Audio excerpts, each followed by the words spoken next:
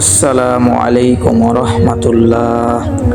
আজকের গল্পটি এক সাহাবী ও তৃষ্ণার্ত কুকুরের। একদিন এক সাহাবী রাদিয়াল্লাহু তাআলা আনহু প্রচণ্ড গরমের মধ্যে মরুভূমির পথ দিয়ে যাচ্ছিলেন। হঠাৎ তিনি একটি কুকুর দেখতে পেলেন, যার জিহ্বা বের হয়ে গেছে তৃষ্ণায়। সাহাবী রাদিয়াল্লাহু তাআলা আনহু বুঝতে পারলেন কুকুরটি ঠিক তেমনই তৃষ্ণার্ত কিছুক্ষণ আগে তিনি যেমন ছিলেন। একটি হৃদয়স্পর্শীয় কাজ। সাহাবী রাদিয়াল্লাহু তাআলা আনহু দেরি না করে দ্রুত একটি কুয়ার কাছে গেলেন, কিন্তু সমস্যা হলো সেখানে কোনো দড়ি বা পাত্র ছিল না যার মাধ্যমে পানি উঠানো যায়।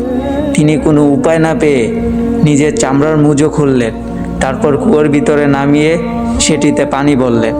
এরপর সেই মুজোটি দাঁতে কামড়ে ধরে উপরে উঠলেন। তিনি এসে কুকুরটির সামনে মুজোটি রাখলেন। তৃষ্ণার্ত কুকুরটি দ্রুত পানি খেয়ে ফেলল, তারপর প্রশান্তির নিঃশ্বাস ফেলল। আল্লাহর রহমত নেমে এলো। রাসূল সাল্লাল্লাহু আলাইহি সাল্লাম পরে এই ঘটনাটি শুনে বললেন, এই সাহাবী এই দয়ার কাজের কারণে আল্লাহ তাকে ক্ষমা করে দিয়েছেন এবং জান্নাত দান করবেন। সুবহানাল্লাহ। এই গল্পটি আমাদের কি শিখায়? দয়া ও সহানুভূতিশীল শুধু মানুষের জন্য নয়, পশুদের প্রতিও হওয়া উচিত। ছোট একটি কাজও জান্নাতে যাওয়ার কারণ হতে পারে। যার হৃদয়ে দয়া আছে, আল্লাহ তাআলা তাকে ভালোবাসেন। সুবহানাল্লাহ।